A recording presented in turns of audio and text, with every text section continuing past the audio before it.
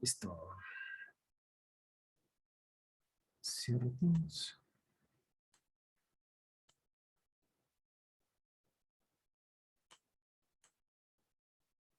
Un segundo. Ahí está.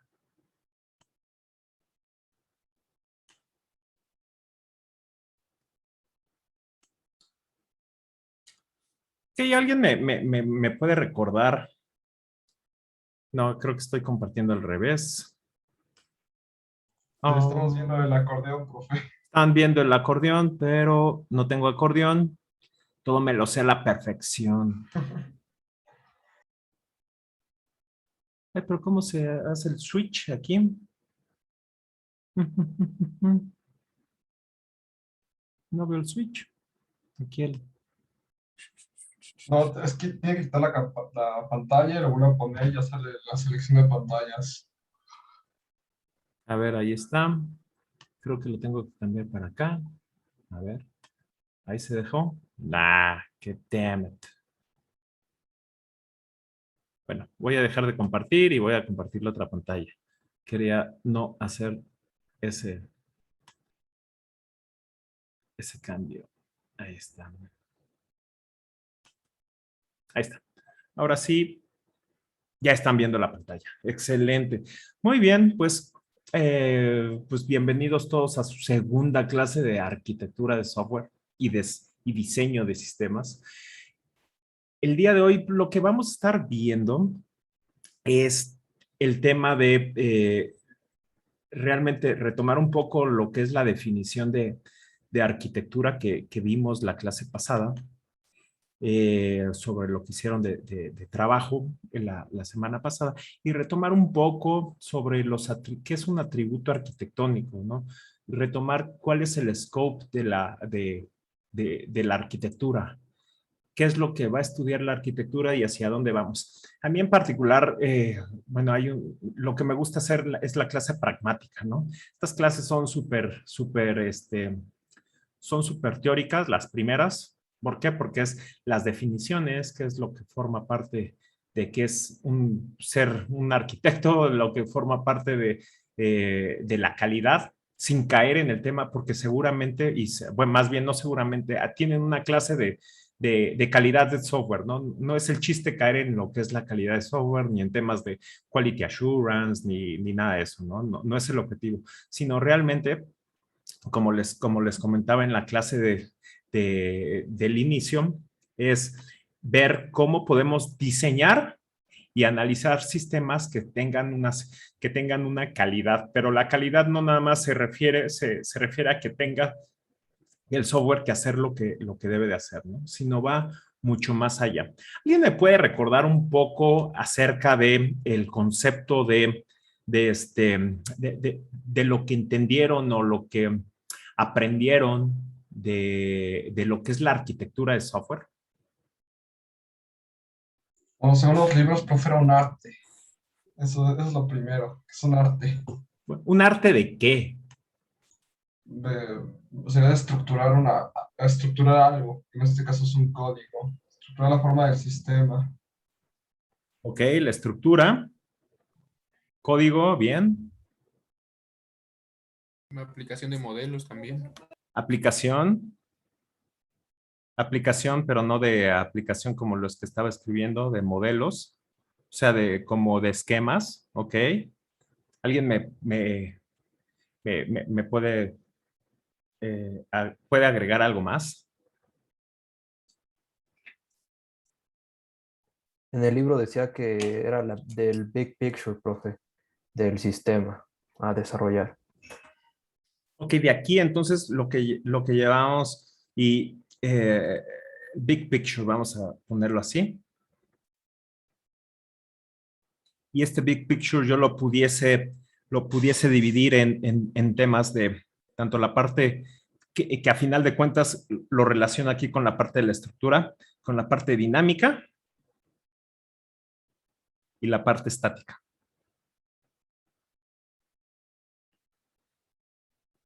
Y sobre todo hay un tema interesante que me gusta tocar, que es el tema de Agile, ¿no?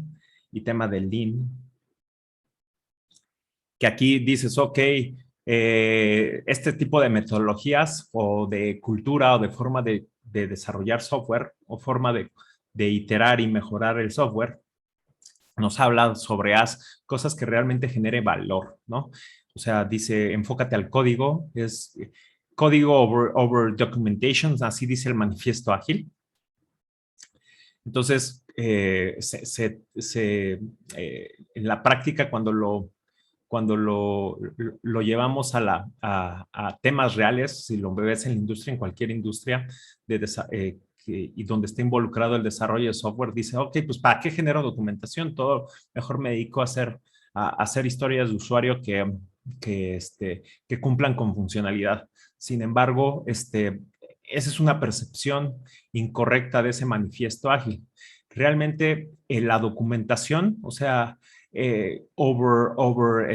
functionality over documentation, que es lo que dice el manifiesto, es realmente tener un balance donde haga sentido, donde haga generación, donde tengamos esa generación de valor, porque así como lo vamos a ver en láminas posteriores, generar un software tiene distintos stakeholders, ¿no? Tiene distintos participantes donde cada uno estará viendo pues su lado de la moneda o estará viendo las caras, alguna cara de un poliedro, ¿no? Entonces, cada quien ve su perspectiva y no quiere decir que esa perspectiva esté incorrecta, sino realmente es una forma de visualizar al sistema o la arquitectura, ¿no?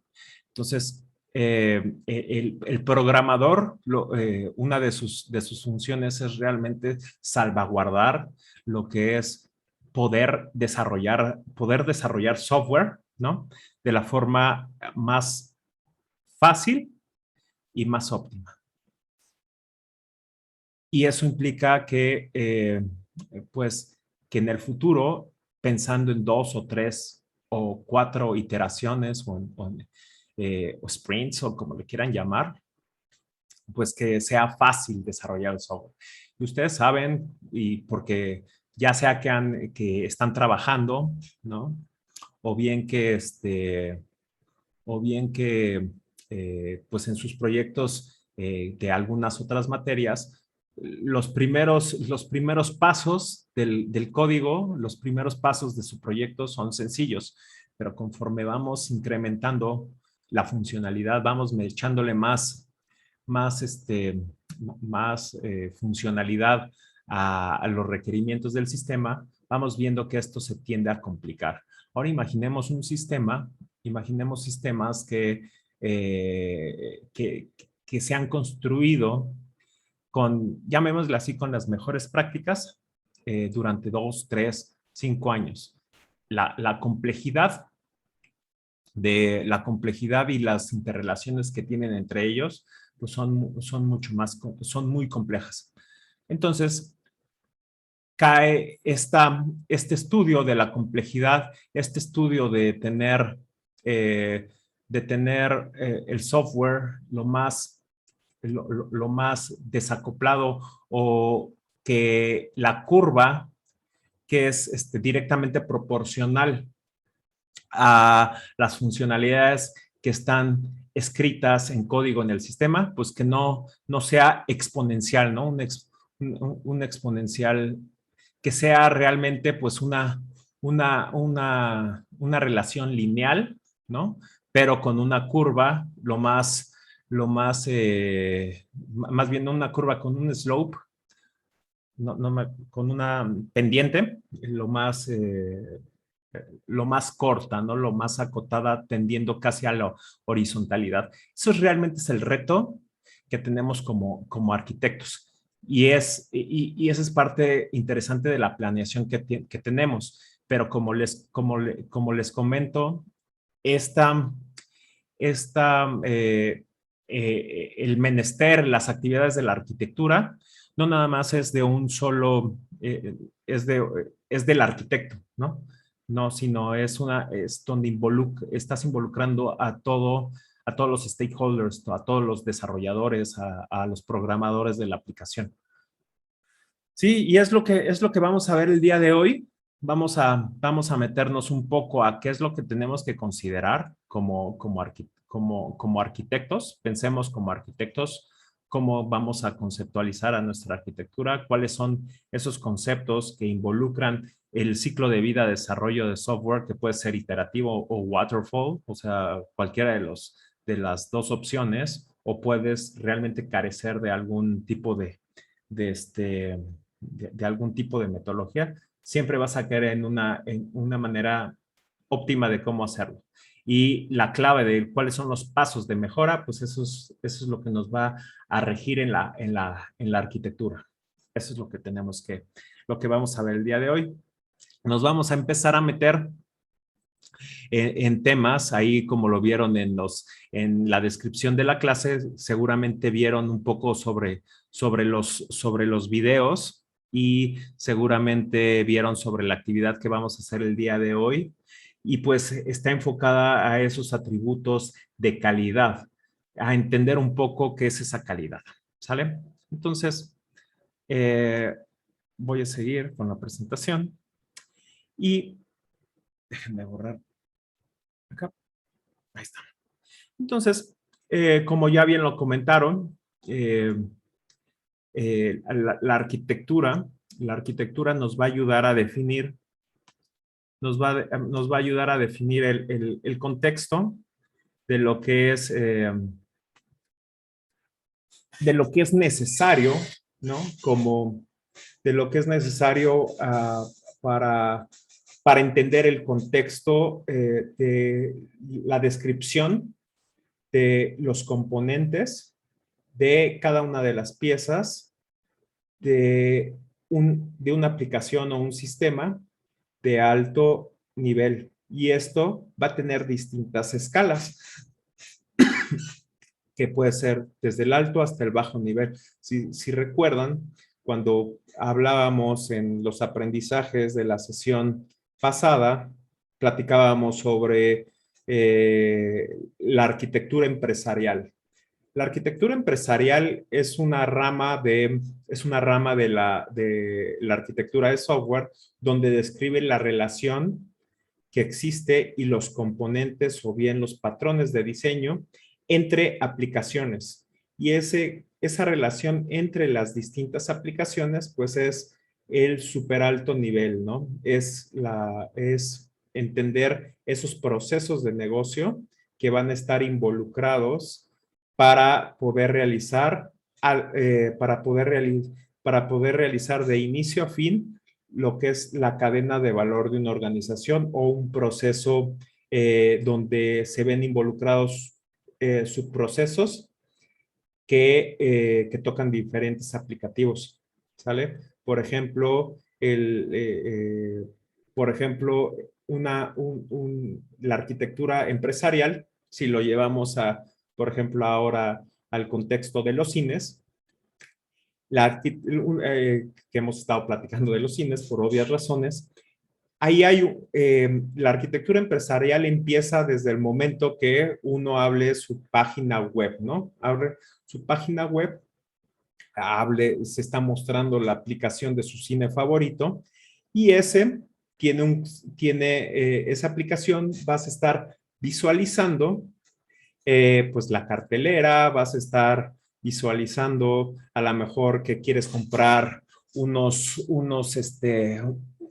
palomitas o el combo de los miércoles, ¿no? Que tiene palomitas, nachos y refresco, o dos refrescos, dependiendo del caso, y, y listo, ¿no? Entonces, posteriormente vas a apartar tu sala, vas a apartar, perdón, tu función, vas a apartar tu asiento, vas a hacer tu pago y todo eso por detrás tiene un impacto a distintos módulos, a distintos sistemas que, por ejemplo, la aplicación de dulcerías va a tener también, va a impactar a la aplicación va a impactar la aplicación de la compra de boletos, va a impactar a lo que es los pagos de tarjeta con crédito o de PayPal, dependiendo del caso. Va a impactar también la aplicación del mismo cine, donde sé que tu boleto va a ser válido. Y va a impactar también ahí los sistemas contables, por ejemplo, para saber que realmente, pues no sé, Gerardo compró con su tarjeta tal boleto y pues hay un match de contable, ¿no? Hay un match de los ingresos y egresos, ¿no? Hay un match también ahí con el sistema de la dulcería para saber que, pues en realidad sabemos que hay palomitas con sabor tajín, ¿no? O Doritos Fuego, ¿no? En fin, hay tantos tipos de. Entonces, todo eso necesita tener un cruce. No puede existir todo en una sola aplicación, porque sería poco sostenible. Como lo veremos posteriormente, eso, la complejidad incrementa tiempos, incrementa también la manera del costo de cuál es desarrollar, de qué es desarrollar un software, ¿no? Porque si jalas un hilito de una aplicación o de un software, pues eso va a impactar pues a toda la aplicación. Entonces, esa arquitectura empresarial nos rige con con esos patrones o con esas guidelines para definir qué se puede hacer o cuál es la responsabilidad de cada una de las aplicaciones. Entonces, esto no es, por ejemplo, en un modelo que nos vamos al segundo punto, la toma de decisiones continuas, ¿no? Y que va muy relacionado con el tema del alto y del bajo nivel. Si nos vamos, no expliqué, por ejemplo, la parte de la arquitectura de sistemas. La arquitectura de sistemas corresponde a cuál es cada una de las componentes, cada una de las piezas que va a estar, que van a estar constituyendo la aplicación, a una aplicación que realiza una tarea en particular. Por ejemplo, lo que les comentaba, la aplicación del inventario de dulcería del cine es una aplicación que exclusivamente se dedica a eso, a recibir ciertos inventarios y a transformarlo en un producto final. Tiene ahí, por ejemplo, temas interesantes como la receta para saber cuánto lleva de palomitas un paquete mediano, ¿no? Cuánto lleva de mantequilla el mismo paquete mediano y cuánto lleva de sal ese mismo paquete mediano. Y para tener una visión de lo que hay que comprar para, pues, para todo ese cine, o bien para toda la región de cines, o bien para toda la cadena de cines, ¿no? Entonces, todo eso hace esa aplicación, por ejemplo. Entonces, exclusivamente eso se atiende a nivel de aplicación, de arquitectura de aplicación, ¿no? O sea, entiende todos esos conceptos. Y ahí entran temas interesantes, ya empezamos a bajar un poquito de nivel, donde empezamos a ver, ¿cuál es la base de datos para esa aplicación? Pues sabemos que tenemos a lo mejor una aplicación una base de datos de Oracle, ¿no? O una base de datos de un Postgre, o si nos vemos un poquito más modernos, tenemos a lo mejor un MongoDB o un DynamoDB o un CouchDB, ¿no? Entonces, eso se vuelve pues bastante interesante. Ahora, sin embargo, no es, ahí seguimos a muy alto nivel porque no estamos entendiendo cómo están constituidas todos esos puntos, ¿no? Ya, entonces, tenemos que todavía bajar un nivel más que en algunos lados le llaman que es una arquitectura de bajo nivel, en otros lados o en otras bibliografías le llaman microarquitectura, que es la arquitectura de que se relaciona un componente y llame ese componente, por ejemplo, una librería, una clase, una pieza de código, una función, dependiendo dependiendo del análisis y dependiendo del lenguaje de programación. Entonces nos metemos a ese punto y entendemos, como les comentaba la clase pasada, la interrelación entre estos componentes a nivel de método, a nivel de instancia de estos objetos, o bien a nivel de cómo es la dependencia entre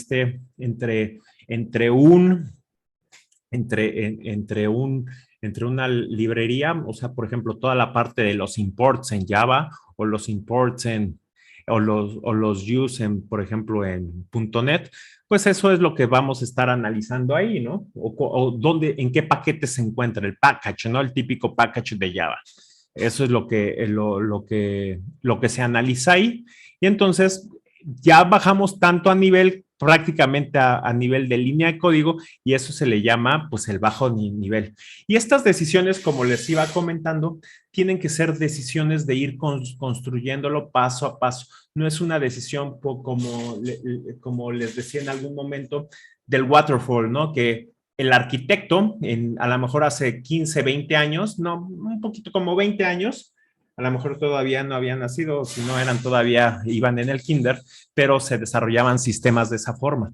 El arquitecto llegaba junto con los business analysts al inicio del proyecto, analizaban lo que quería el negocio, o sea, lo que se quería para que hiciera la aplicación, y junto con el arquitecto diseñaba por única ocasión lo que era el aplicativo, determinaba desde la conectividad hacia otras aplicaciones, o sea, la aplicación, la arquitectura empresarial, o bien iba un detalle un poco más abajo, donde seleccionaba la cantidad de frameworks, si había algún framework, porque no eran tan populares los frameworks hace 20 años, apenas estamos ahí con el uso de serverlets, con el uso de JCPs en Java o con ASPs básicos o Visual Studios muy sencillos a nivel empresarial, o páginas con PHP, ¿no? Entonces, y ahí no tenías tanta estructura.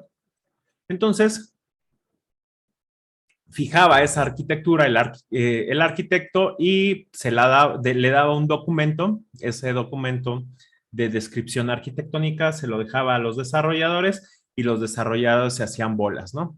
Los cuales, eso implicaba que esa arquitectura pues jamás se cumplía, porque una cosa es los buenos deseos del arquitecto y otra cosa es lo que en realidad se puede hacer, y eso lo único que veía eran los desarrolladores, ¿no?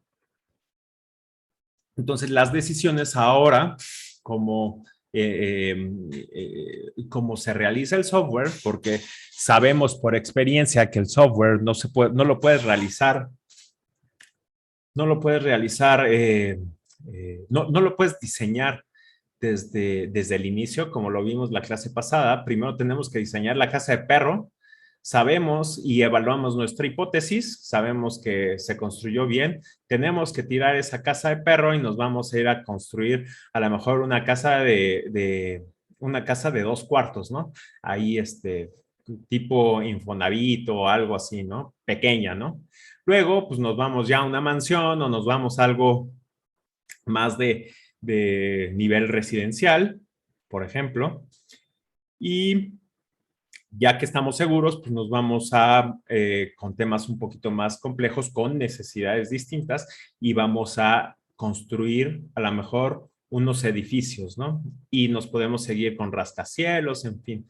Cada uno de estos tiene sus diversas complejidades incrementales con respecto a la iteración anterior, pero pues aprendiendo de eso, ¿no? Y ese es el objetivo de ese pensamiento de diseño de sistemas que traemos para resolver el tema de arquitectura, ¿no? Entonces, lo que tenemos, otro punto importantísimo para el arquitecto es realmente minimizar esas interpretaciones incorrectas en el momento de desarrollar un sistema. Siempre sucede que, ok, que pues la típica mala interpretación del sistema es, ok, dice el arquitecto, por ejemplo, que, que va a construir, y eso se los digo de la práctica, va a construir una aplicación web de 3 capas, ¿no? Entonces construye la primera capa, que va a ser su PHP, por ejemplo, y dentro de ese PHP, la manera en cómo lo está visualizando en el HTML se refiere a una capa. Luego, en ese mismo PHP, mete mezclado ahí, tipiquísimo que sucede en el PHP, mezcla ahí funciones de código, ¿no? Para empezar a poner ciertos ifs, ocultar y mostrar ciertos elementos del mismo HTML, y esa lógica implementada ahí es exactamente la segunda capa, ¿no? Y también ahí de cajón le empieza a meter la lógica de conexión hacia MySQL, ¿no? Y esa es la misma capa, todo es esa capa. Y la tercera capa, pues tiende a decir, ok, pues va a ser únicamente la base de datos. Y eso en realidad, esa mala interpretación de datos, pues te la encuentras prácticamente desde alguien que ha tenido contacto con WordPress. WordPress está construido así. Dice que es un modelo de 3 capas, pero en realidad no. En realidad es un modelo de un sistema totalmente monolítico, ¿no? Y pues que no está nada práctico para resolver, ¿no? Entonces, eso sucede con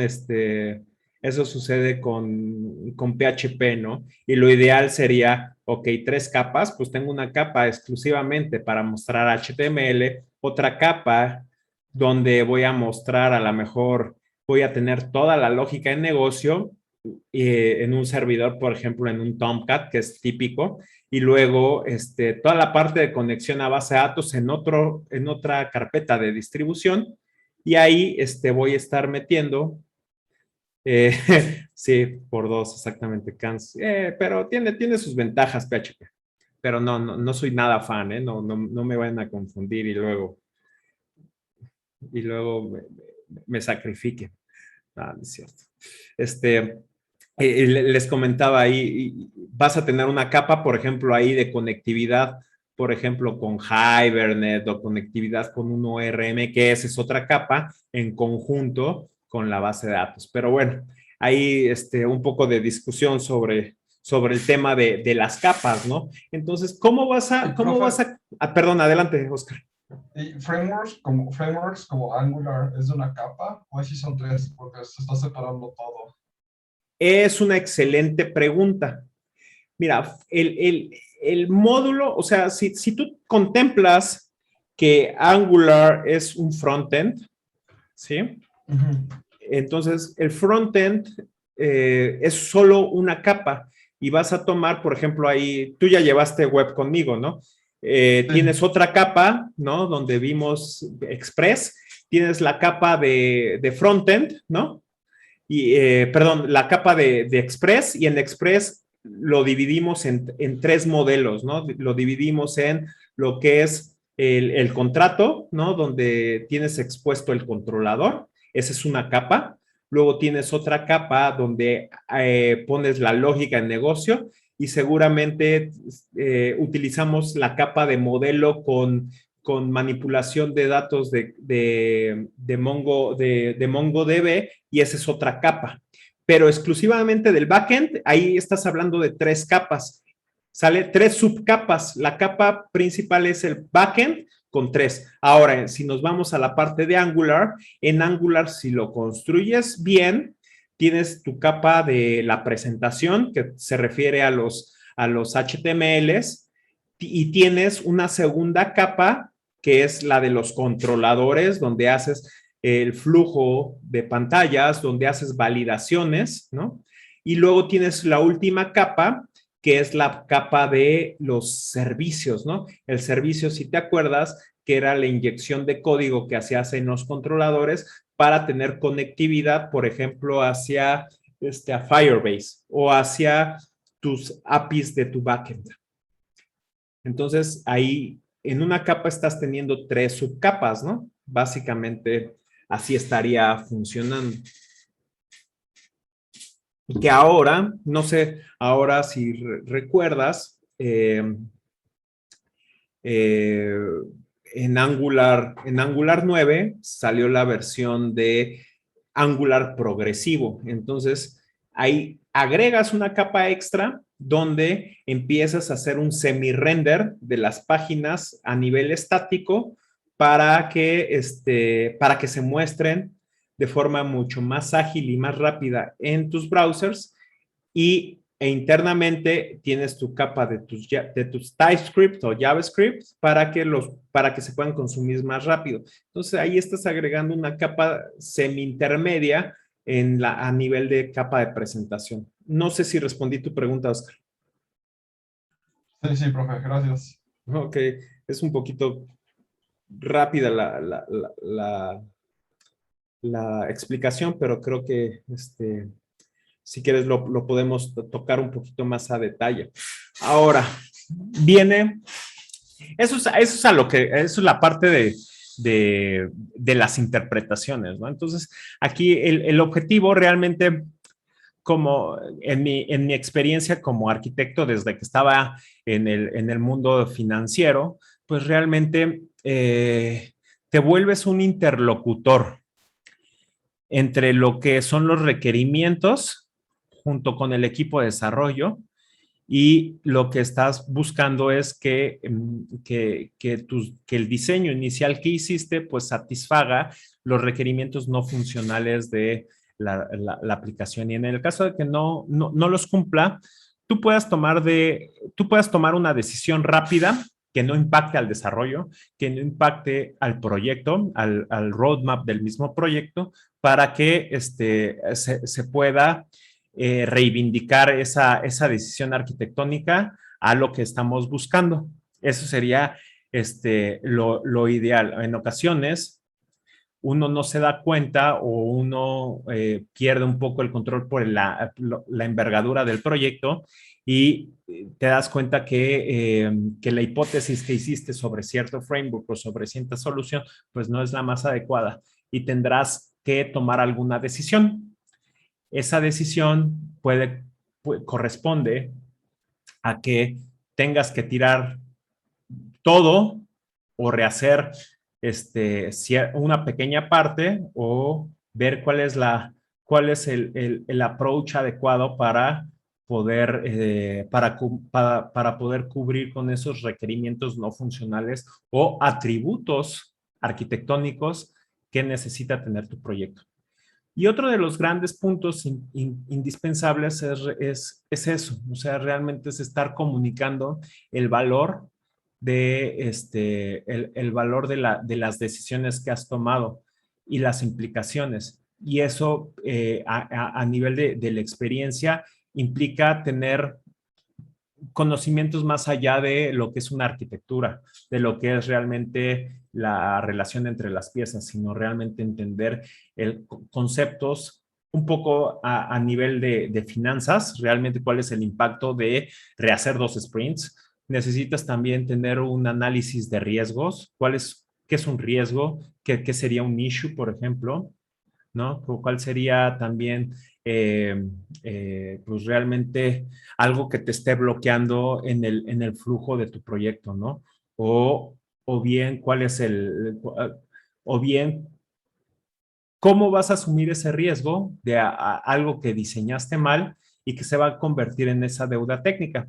Si recuerdan lo que les comenté sobre la deuda técnica la clase pasada, que son decisiones arquitectónicas que no se tomaron o que se dejaron de tomar de forma adecuada y que se dejan tal cual como están, se asume ese riesgo, pero que en algún momento esas decisiones las tendrás que tomar, pero con ciertos intereses. Entonces, las tendrás que pagar si, por ejemplo,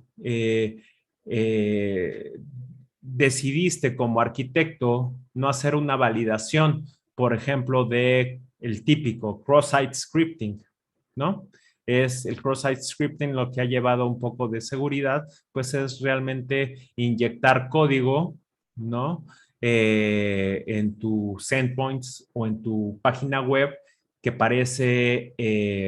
parece script de SQL y que ahí puedes manipular las tablas de SQL por medio de de, de, de ese cross-site scripting, ¿no? Entonces, esas son un poco de las decisiones que, que en algún momento tendrás que hacer, pues, porque correrás ese riesgo.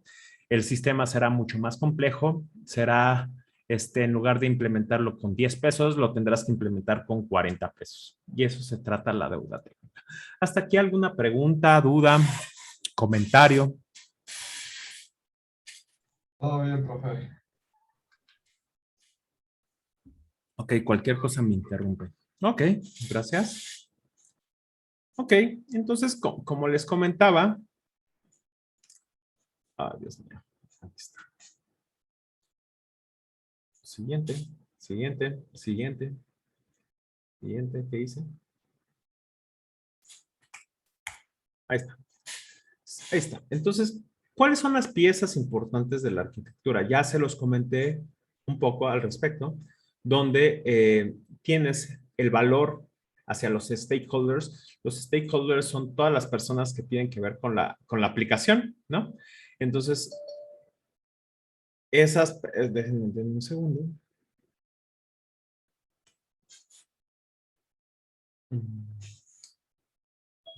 Ya entró. Ok.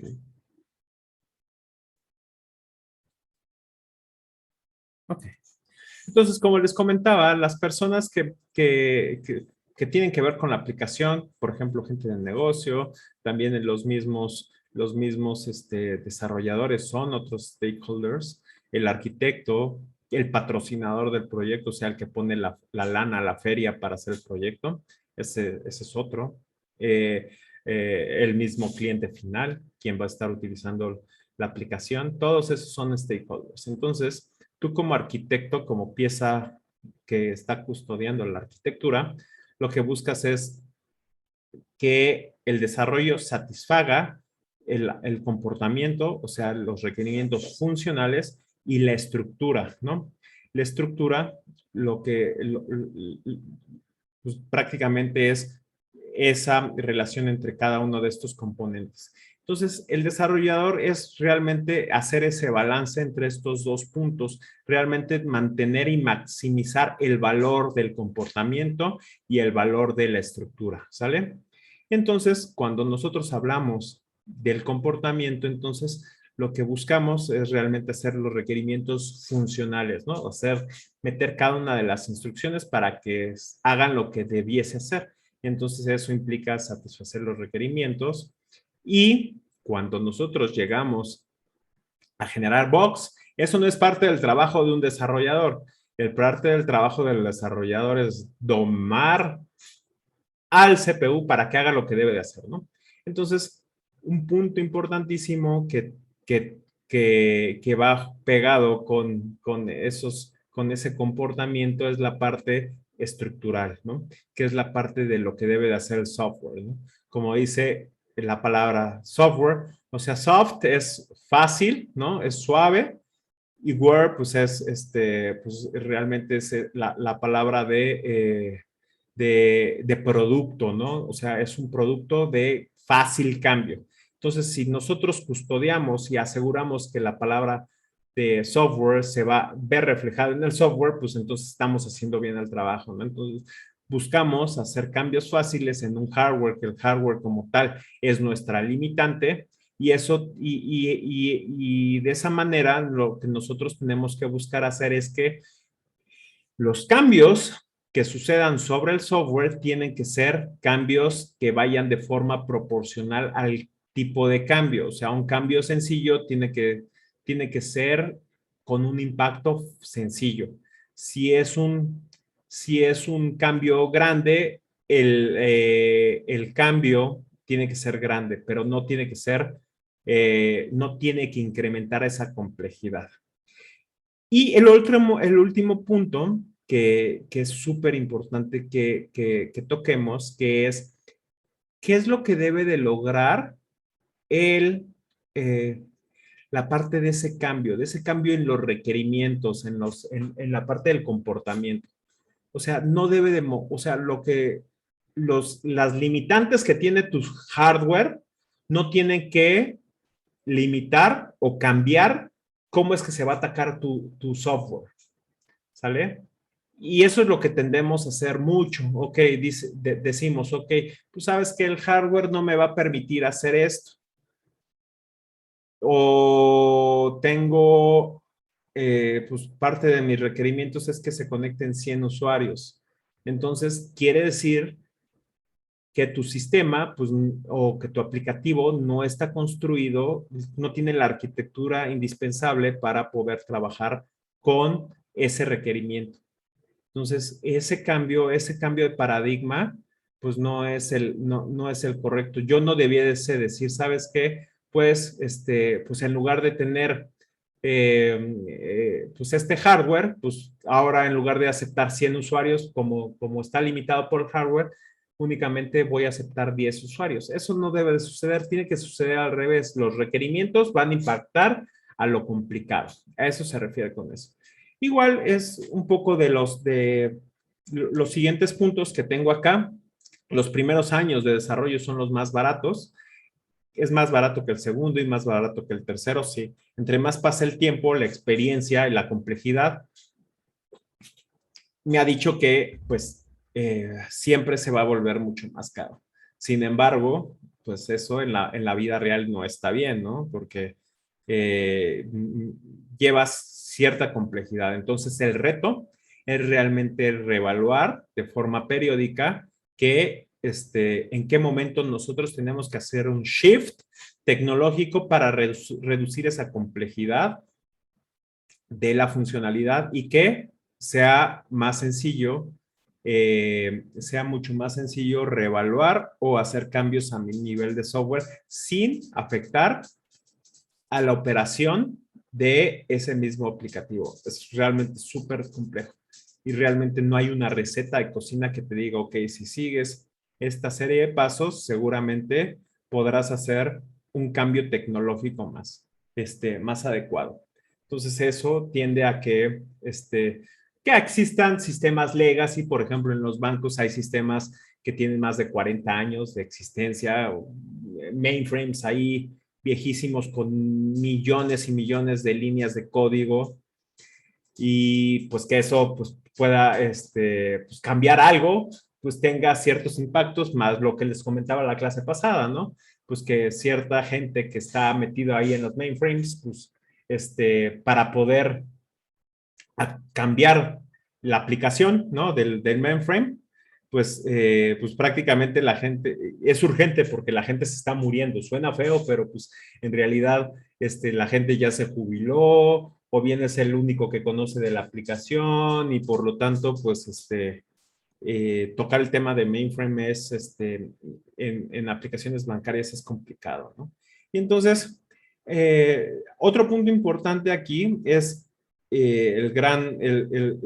uno de los grandes malabares del arquitecto es cada petición de cambio, o sea, cada nuevo requerimiento es más difícil de embonar por lo mismo. O sea, hay tantas piezas que están metidas en todo el ecosistema que para poder incrustar una pieza más en cualquier punto, pues hay que modificar n cantidad de piezas. Y pues para eso, pues puede ser que una ya no embone muy bien con la otra y que pues esos impactos sean grandes, ¿no?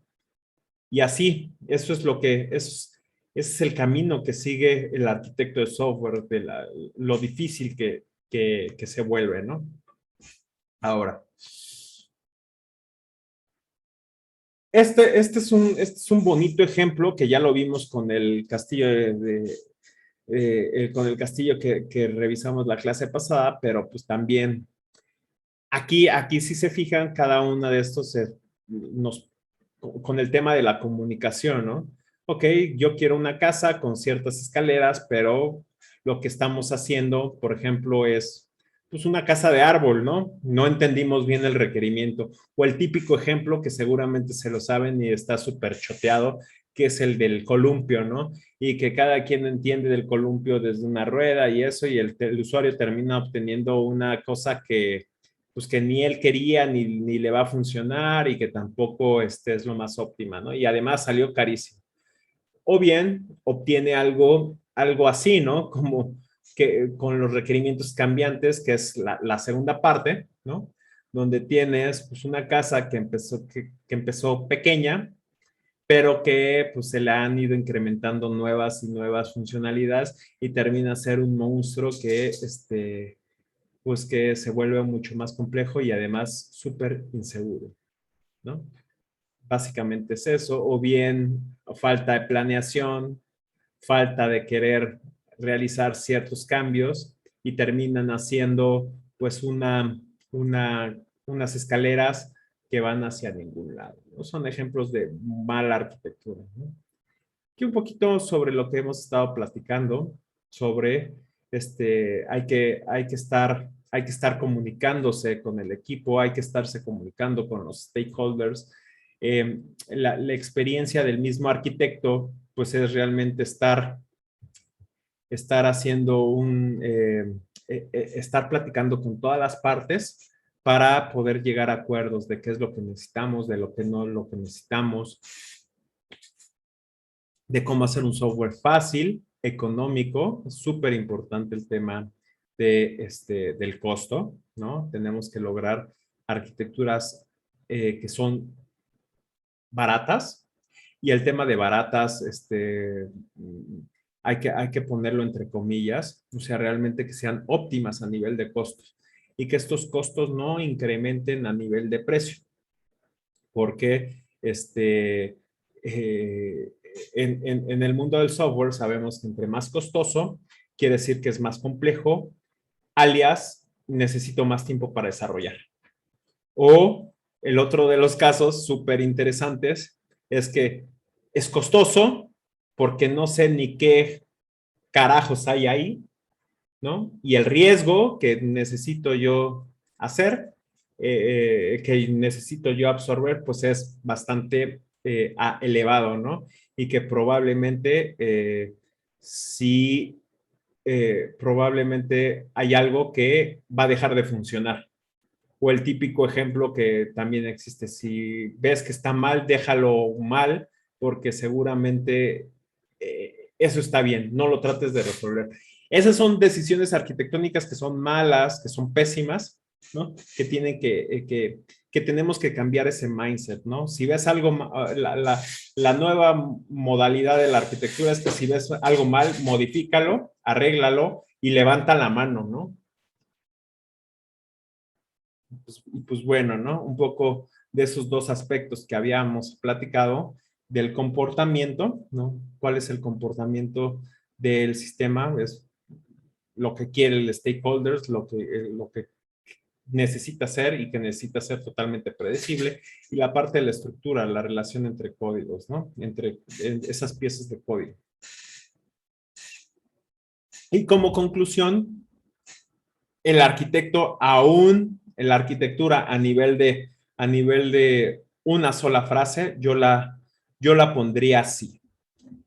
La arquitectura para mí, a nivel praxis, a nivel sin meterle tanta faramalla, es poder diseñar y desarrollar un programa que debe de funcionar, ¿sale? O sea, debe de hacer lo que debe de hacer y que es fácil de cambiar y que es fácil de entender.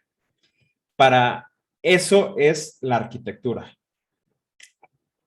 Eso es lo que tenemos que estar luchando y de eso se trata la clase, ¿no?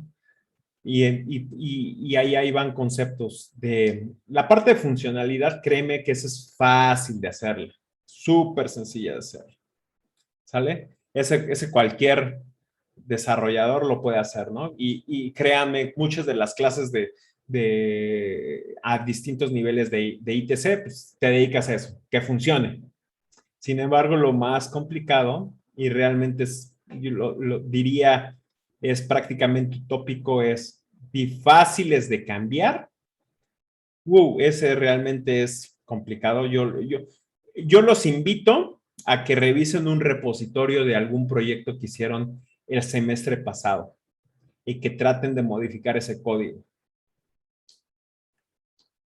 Y si lo pueden hacer de forma rápida, en menos de una hora, algo así que digan, no, que quiero hacer esto, si lo pueden hacer en menos de una hora, van por buen camino. Y si no, reevalúen cómo están haciendo sus aplicaciones semestre a semestre. O el otro punto que también los invito a hacer, es que su proyecto, por ejemplo, el de esta materia, pues que alguien le cambie un poco la funcionalidad. Y si alguien lo puede hacer rápido, con la mínima explicación necesaria, entonces van por buen camino diseñando software. Y si lo puede, y con ese mismo aprendizaje, con esa misma filosofía, no necesitas tener grandes documentaciones sobre un proyecto escolar y puedes hacer esos cambios de forma rápida, entonces créanme que van por buen camino. Y para los que trabajan, siempre piensen dos veces ese concepto, y sobre todo los que se dedican al mundo de redes, puedo cambiar fácil la configuración, puedo cambiar fácil el código, entonces su aplicación es óptima y va por un excelente camino. O bien piensen lo contrario, realmente estoy en una etapa tan temprana que la complejidad de haber diseñado mi sistema pues realmente es muy baja y que en el futuro pues, será difícil. Piensen eso y llévenselo de tarea. ¿Y a qué nos lleva? Nos lleva a pensar esto. Tengo que documentar. ¿Cuánto? Sí, tengo que documentar algo. ¿Quién lo va a decidir? No hay una receta de cocina para decidir qué es lo que voy a documentar. Simplemente enfóquense a que sea fácil de entender. O bien, necesito yo decir, ok, tomé esta decisión en este momento, pero me doy cuenta que no es la mejor decisión, ¿no? ¿Cómo va a cambiar esa decisión? ¿La puedo cambiar fácil y rápido? No lo sé. Es más a su nivel, ¿no?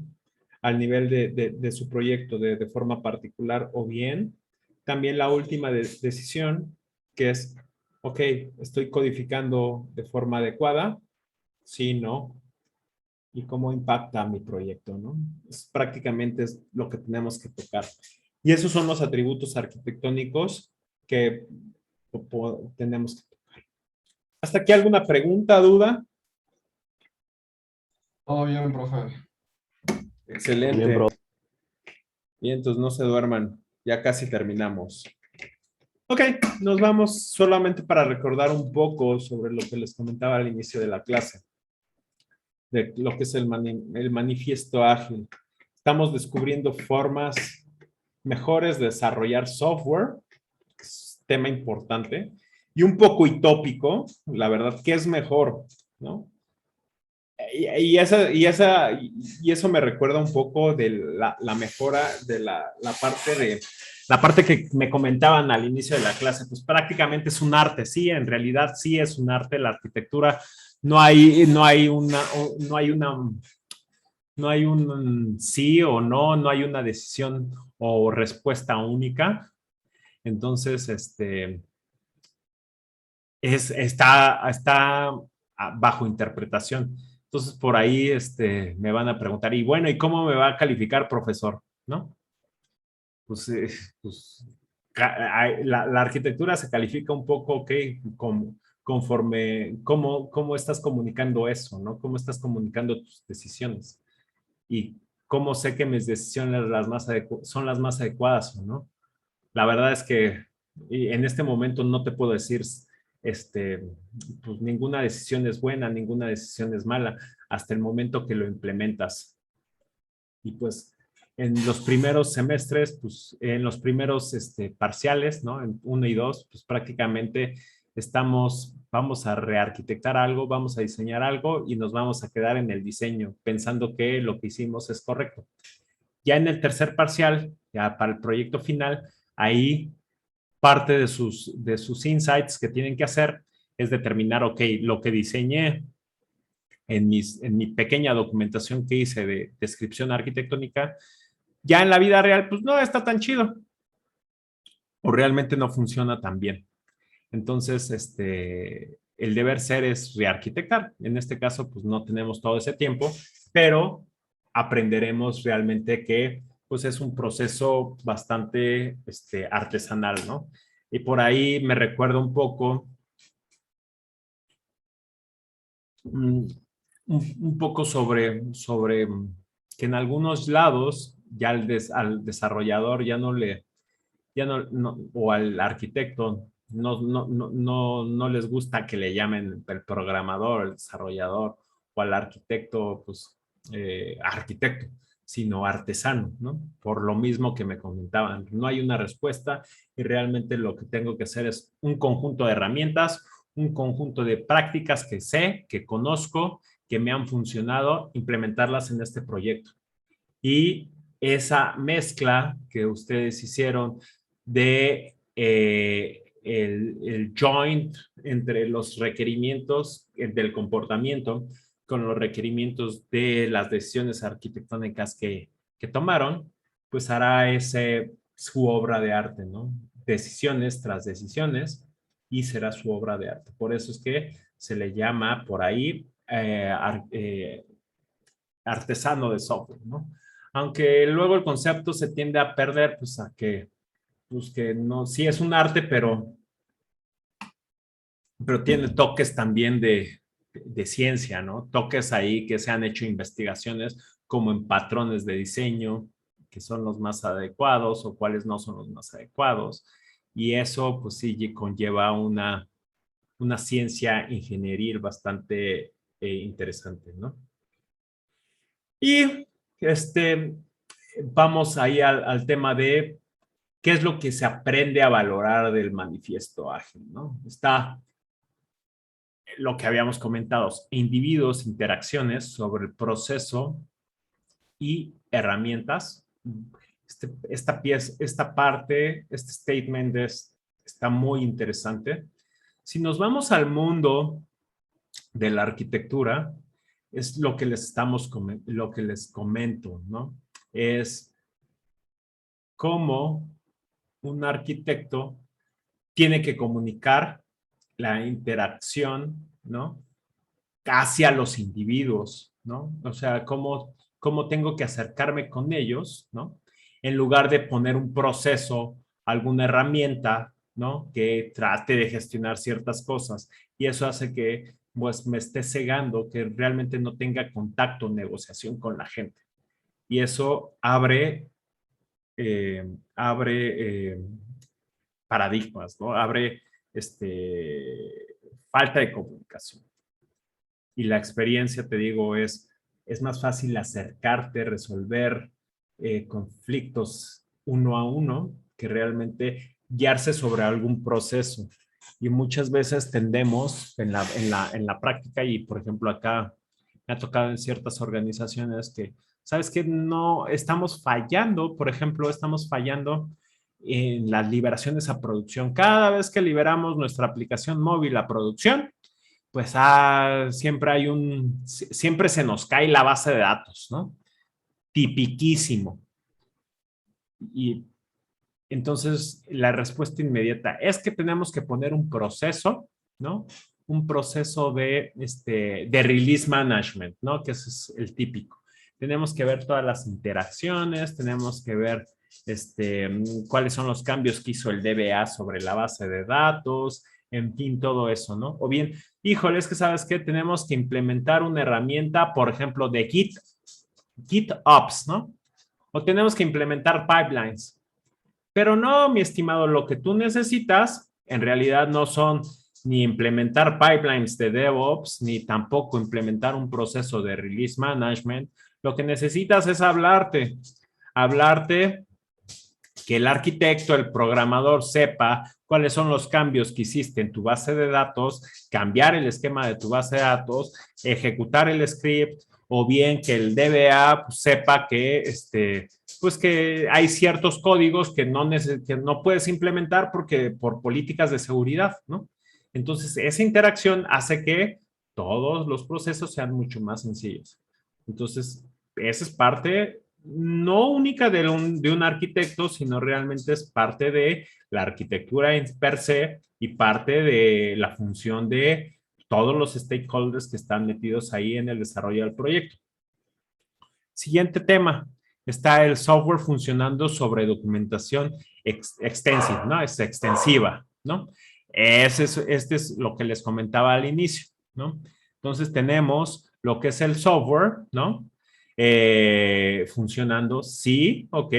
Sin embargo, sí tienes que hacer documentación, no extensiva a una documentación que en realidad no te va a servir, sino la documentación mínima necesaria para que te funcione, ¿no? Ni tampoco enfócate a hacer software 100% funcional, o sea, realmente software, como te dije, fácil de cambiar, pero que también tenga su propia documentación para que sea fácil de aprender, ¿ok? Siguiente punto del manifiesto ágil, súper interesante, que es la colaboración con el cliente sobre la negociación contractual. Suena a lo mejor interesante, ¿no? Más bien es súper interesante eso. O sea, realmente aquí a lo mejor se entiende, ok, bueno, yo soy un servicio de consultora que estoy realizando el software hacia una empresa tercera. Sí, pero también tú como equipo de desarrollo estás implementando algo, ¿no? Y siempre el típico ejemplo es que te vamos a correr, ¿no? O bien te vamos a penalizar con un cambio. Vas a tener que trabajar el fin de semana para que puedas terminar esto. Pues sí, en realidad, a base de estar asustando a la gente, pues hay gente que se aprende así, sin embargo, no es algo que sea sustentable, no es algo que siempre pues, pueda funcionar. Es mejor, ¿sabes qué? Hablemos, resolvamos las dudas que están entre ellos, te ayudo en el proceso, como arquitecto te puedo ayudar realmente a entender todos los requerimientos no funcionales en lugar de estar yéndonos por un tema de lo que está escrito en el papel, ¿no? De los derechos y quién sabe cuántas cosas. Si no tienen idea que siempre uno tiende a caer, ok, pues es que no está en mi contrato o no está en la negociación que hiciste con mi empresa y por lo tanto no lo voy a hacer. Entonces, el tema siempre es colaborar, ¿no? Si se fijan aquí, es hablar, todo es hablar. Y ese, créanme que es el 80% del tiempo del arquitecto. Y por último tema, aquí viene la parte de la respuesta ante el cambio, sobre seguir un plan.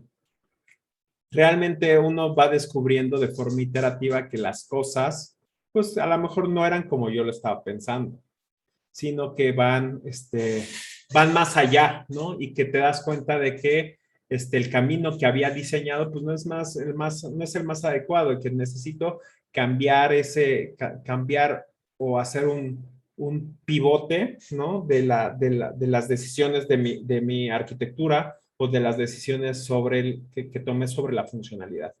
Y está bien, o sea, eso es parte de esa posibilidad del manifiesto del agilismo, donde, pues, ok, vamos a caminar hacia adelante, vamos a colaborar con el cliente y vamos a negociar con el afán de que el proyecto no se desvíe tanto, no perdamos energía en dimes y diretes, sino que realmente como arquitecto te vayas sobre esta manera de poder generar valor para el cliente basados en el comportamiento y en la estructura de la aplicación. Y entonces así es con lo que estamos haciendo, ¿no? Eso es básicamente lo que se trata el manifiesto ágil, que va muy apegado con temas de la arquitectura ágil, ¿no? Con temas de mejora continua. Entonces, acá, parte de estas decisiones que tenemos que tomar y preguntas que les hago un poco al aire, no es para que me las resuelva ahora, ¿no? Me las resuelvan ahora, pero tenemos ahí temas de la velocidad. Y la velocidad en el software, como saben, es el time to market, ¿no? Es típica métrica que en ocasiones llega a ser súper vacía, puede tener falta de contexto, versus la calidad. La calidad, siempre queremos medir la calidad, pero ¿cómo vamos a medir la calidad? ¿Calidad de qué? Calidad a nivel funcional, calidad a nivel de cómo documenté mi código, calidad del proceso. Entonces, la velocidad, son dos temas bastante etéreos en el mundo del desarrollo de software que tenemos que definir perfectamente a qué me estoy refiriendo con velocidad y con calidad, donde, donde tengamos todos en claro qué es hacia dónde vamos, ¿no? Un punto súper interesante también, que es un tema que tocaremos en algún momento en el semestre, es la parte de refactorización. ¿En qué momento sé que necesito yo cambiar de rumbo mi desarrollo con el afán a lo mejor de cambiar ciertos componentes de la arquitectura, reimplementar ciertos frameworks o ciertas librerías para aprovechar el desarrollo? Entonces eso se vuelve una discusión donde tengo que caminar 2 o 3 pasos para atrás para poder dar un paso grande hacia adelante o poder correr hacia adelante. Realmente en ocasiones no todas la gente relacionada con el mundo del software lo toma como un camino válido, ¿no? Esa refactorización es interesante. Luego vienen temas de TDD, Test Driven Development. ¿Qué es lo que tenemos que tomar ahí? El Test Driven Development es desarrollo mis pruebas primero, implemento esas pruebas, ¿sale? Y luego lo que estoy buscando hacer es implementar el código que satisfaga esas pruebas. Entonces, es un tema bastante interesante porque estamos imperando la manera en que el código es con un if, ¿no? Es sí o no, no hay, es binario, no hay manera de decir, ok, sí, pero fue un no y más o menos. Entonces el código nos dará esos guidelines necesarios para decir que mi código cumple con esas necesidades. De lo contrario, pues no será así. Y la mejor manera de ir rápido es ir bien, o sea, es ir con calidad, es satisfacer los requerimientos adecuados. Sin embargo, como les comentaba al inicio en el punto 1, la calidad en ocasiones llega a ser etérea. Entonces, a que yo pueda definir bien lo que es el tema de calidad, pues me va a abrir un panorama, ¿no? De determinar que estoy cumpliendo con los criterios de aceptación, estoy cumpliendo con las pruebas, estoy cumpliendo con requerimientos no funcionales, estoy cumpliendo con lineamientos de seguridad, estoy cumpliendo con lineamientos también con lineamientos de desarrollo, claro, cómo estoy nombrando mis variables, todo eso es calidad y lo estaremos viendo en la siguiente clase. ¿Qué es lo que conlleva la calidad a nivel de arquitectura? Entonces, uno de los grandes temas es la parte del Lean Software Development, donde dice, ok, para que yo pueda acelerar mi camino, pues necesito hacerlo bien. Y bien es, ahora sí como dice el dicho, ¿no? El flojo y el mezquino andan 2 veces el camino. ¿Sí? Entonces, si no implementas bien la calidad, pues entonces tendrás que repetir muchas veces ese proceso, ¿no? Y es mejor hacerlo bien desde un inicio. ¿Sale? Entonces aquí tenemos lo que es la parte de ese contexto que habíamos platicado por acá, ¿no? Habíamos platicado al inicio de la presentación, que es el contexto necesario para cubrir el alto nivel. ¿A qué nos vamos a referir con ese contexto?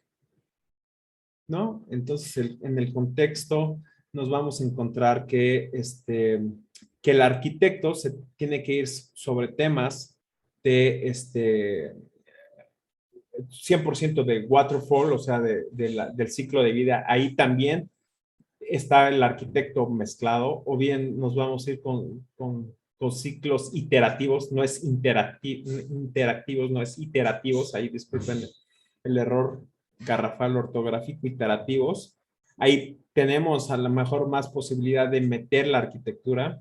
Necesitamos también entender que el arquitecto tiene que seleccionar el tipo o el estilo arquitectónico. Entonces, desde la arquitectura, como los mencionaba, en ocasiones el arquitecto se puede ir desde el bajo nivel hasta la arquitectura empresarial, hasta el alto nivel, o de forma viceversa. La experiencia me dice, he platicado mucho con otras personas, que, que el mejor approach es el que conozca bien el arquitecto. Entonces, por ejemplo, hay muchos arquitectos que dicen, ok, yo empiezo seleccionando, ¿sabes qué? Pues exclusivamente voy a utilizar Java, ¿no? Voy a utilizar Spring Boot, voy a utilizar inyección de dependencias con Spring, o bien, ¿sabes qué? Empiezo diciendo, voy a utilizar, que ese es el bajo nivel, ¿no? Voy a empezar a utilizar Python 3, y me voy a ir con, además de Python 3, voy a empezar a utilizar, pues no sé, Django, ¿no? Como framework. Y listo. Y luego me sigo escalando, ya tengo la solución que de todo eso, solución aplicativa, y luego determino y necesito solucionar toda la parte de arquitectura empresarial. Es ese bottom top o top bottom, ¿no? Y es cómo vas a estar seleccionando eso. Hay metodologías para poder hacer eso. Necesitas estar como arquitecto involucrado en la documentación, en cómo vas a comunicar hacia todos los stakeholders las decisiones de la arquitectura, o sea, desde los datos. Por ejemplo, ahí recuerden que el mismo TOGAF, ¿no? Por ahí les puse de lo que se trata una arquitectura empresarial con un marco de trabajo TOGAF, ¿no? Que toca una serie de aspectos, entre ellos los data.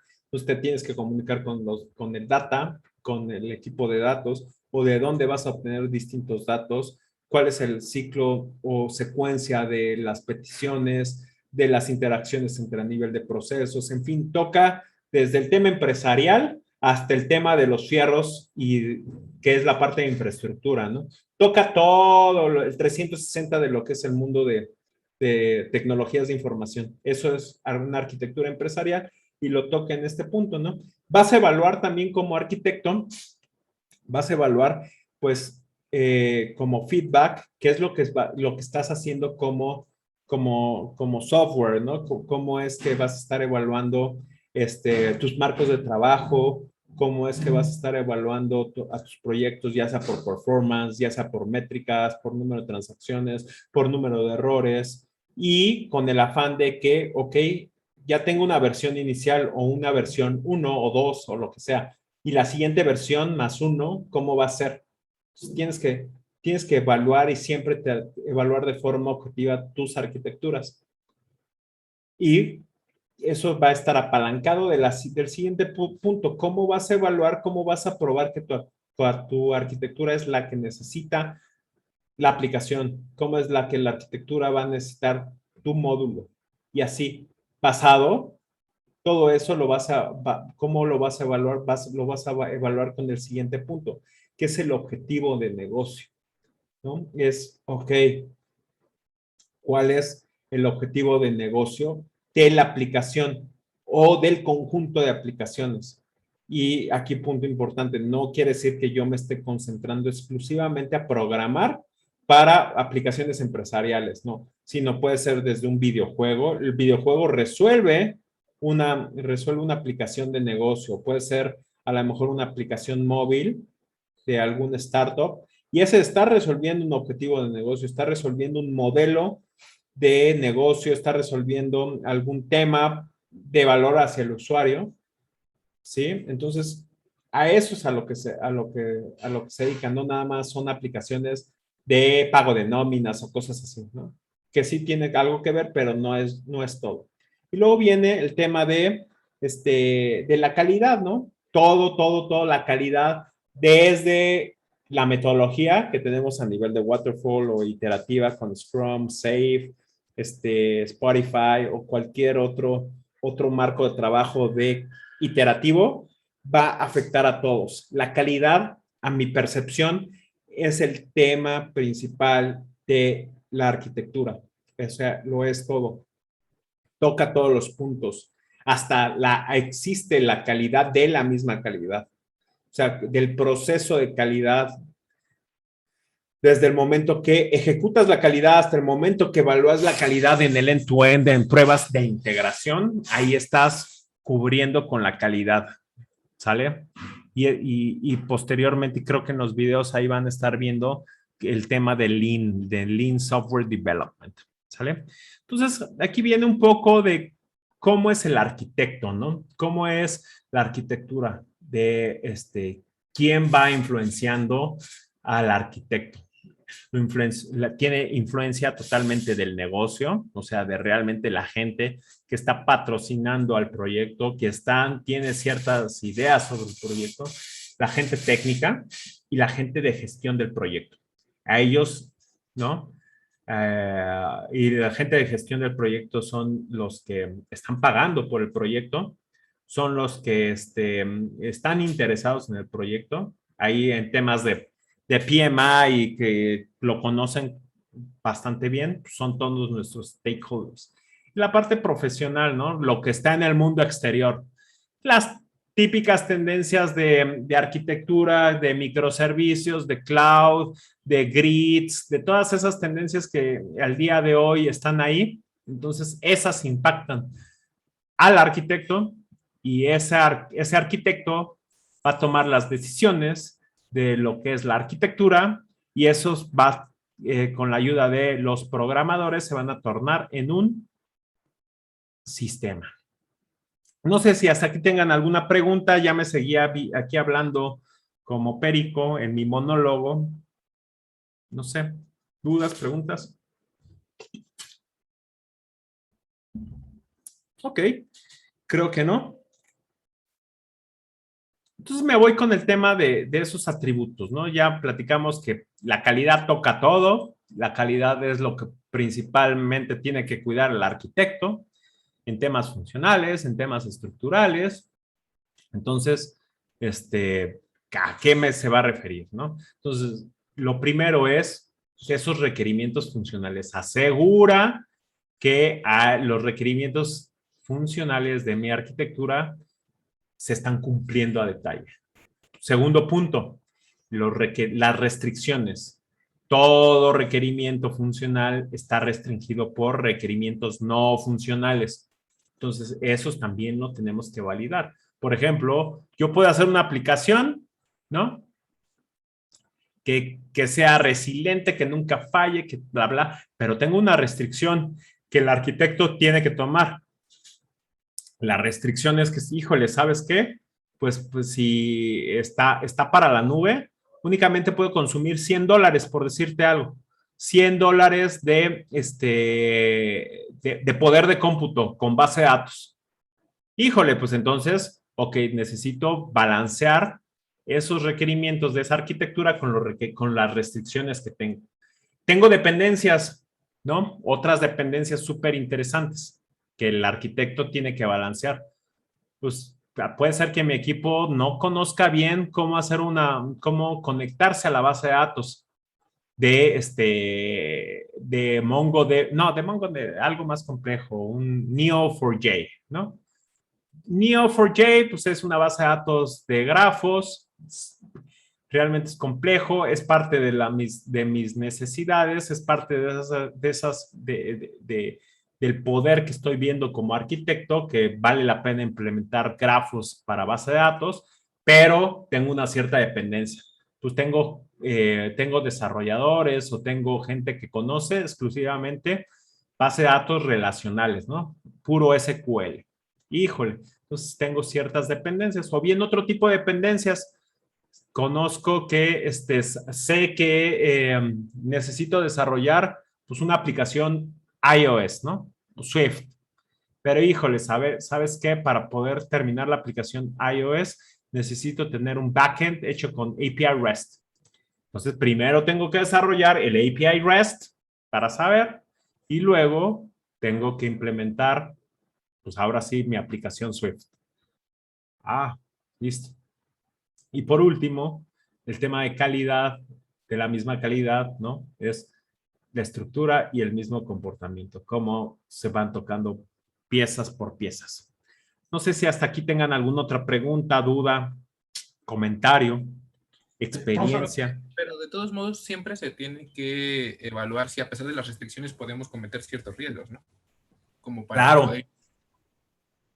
sí, puedes tomar ciertos riesgos, ¿no? Por ejemplo, te explico un riesgo que es súper cotidiano que sucede en el mundo de... Cuando desarrollas aplicaciones en la nube, dices, híjole, ¿sabes qué? Voy a empezar a utilizar un marco de trabajo serverless, ¿no? Por ejemplo, tengo Azure Functions con base de datos en PaaS, por ejemplo, o hablando de AWS, por ejemplo, quiero implementar algo que sea un SAM, ¿no? Que es el Serverless Application Model, ¿no? Y eso tiene unas grandes ventajas, ¿no? Yo voy a poder escalar mis aplicaciones pues, a lo que yo quiera, ¿no? O sea, prácticamente no tengo limitantes. Voy a atender a millones de usuarios, ¿sale? Pero tengo una limitante, híjole, mi cartera nada más le puedo dedicar $10 a eso. Entonces, como sé que es serverless, entonces, si nadie lo consume, no, mi aplicación va a costar $0 o $0. Ah, pues suena bastante bien, suena bastante interesante. Pero híjole, ¿sabes qué? Este, descubrí que eso puede estar puede estar un poco expuesto, ¿no? Entonces sí estoy consumiendo $0, tengo una aplicación totalmente serverless con lambdas ahí, bases de datos, DynamoDB, que todo, si no lo uso me va a costar $0. Perfecto. Entonces, lo empiezo a desarrollar, pero y los primeros meses no es tan popular mi aplicación, ¿no? No es tan popular mi página web, entonces estoy gastando ahí $8, $10, tengo una capa gratuita de 2 millones de peticiones, entonces prácticamente los $8 me están costando $0, pero híjole, se vuelve un boom importante en mi aplicación. Entonces, empiezo a consumir mucho más. Entonces, ¿cómo balancear lo que hiciste tú de ese serverless que me cobran por peticiones y balancear el escalamiento? Entonces, no puedo satisfacer los dos puntos. Entonces, o me gasto más de los $100 que tenía pronosticado, $10, no me acuerdo cuánto dije, o bien dejo de atender a los usuarios. Entonces, es una decisión arquitectónica difícil, ¿no? Entonces es por ahí es que tienes que tomar esas decisiones complicadas, ¿no? Por ejemplo, o bien otro concepto, ¿sabes qué? Empecé desarrollando bien en mi SAM, por ejemplo, lo mismo en Serverless Application Model, no me cuesta tanto, me está costando $20 al mes. Bien, pero sucede que de pronto la aplicación sufre un ataque. Se me olvidó poner como parte de mis deployments un WAF, un web, un web application firewall. Entonces, pum, me empiezan a atacar con denegación de servicio, pequeña, pero pues que no puedo parar. Y pum, ¿sabes qué? Me llegó una factura de $2,000, $3,000. Es problema de arquitectura donde pues el culpable es el arquitecto por no considerar la parte de seguridad. Entonces, hay muchos conceptos con esas restricciones que puedes estar trabajando, pero que son riesgos que uno tiene que tomar por cumplir o por salir pues, con ciertas funcionalidades a medias o bien con un diseño que a lo mejor no contemple todas las variables que en su momento se debieron haber tomado. ¿Sale? No sé si respondí tu pregunta. Sí, profe, sí, claro, gracias. Excelente. Enrique. Ok. Y por último, ya para irnos al descanso, pues la parte de calidad, ¿no? O sea, siempre es esto, ¿no? O sea, la calidad siempre tiene que estar medida, ¿no? Tiene que estar como cierta parte de un estímulo, de un artefacto, que tiene que estar, que siempre tiene que estar involucrado y que tiene que afectar la parte de las pruebas, ¿no? Tiene que estar afectando, tiene que estar involucrados en cómo voy a estar midiendo eso. Pero eso lo vamos a ir viendo la siguiente, perdón, la siguiente clase. No sé si hasta aquí tengan alguna pregunta, duda, comentario. Profe, luego no No, chocan profe. los requerimientos de software con lo que quieren los stakeholders. Perdón, otra vez. Luego no chocan los requerimientos de software con lo que quieren los stakeholders, o sea, con los que están pagando el proyecto. El O con el requerimiento, equipo que se sí, tiene. el requerimiento funcional sí choca con los requerimientos no funcionales. Por ejemplo, un ejemplo que puede ser es que sabes que yo quiero que mis pagos, mi pasarela de pagos, que es desde que tú seleccionas un producto hasta que se cierra la compra, eso se llama pasarela de pagos. Por ejemplo, se pueda realizar en 2 pasos, ¿no? Se pueda realizar en 2 pasos. Entonces, aquí hay requerimientos bastante interesantes. Eso es lo que quiere el usuario, 2 pasos o bien 20 milisegundos, por ejemplo, pero hay otros requerimientos donde el banco o el emisor de pagos, pues se tarda a lo mejor 40 o 1 segundo para poder cerrar una transacción bancaria, ¿no? Entonces, por ahí, aunque el usuario quiera que se tarde medio milisegundo, no se va a poder. ¿Por qué? Porque tenemos limitantes de algo no funcional. O bien, la vida real nos dice, por ejemplo, necesitamos implementar PCI. PCI es una certificación para todas las empresas que tengan e-commerce, necesitan y que quieran vender en línea de forma profesional, necesitan estar certificadas en PCI.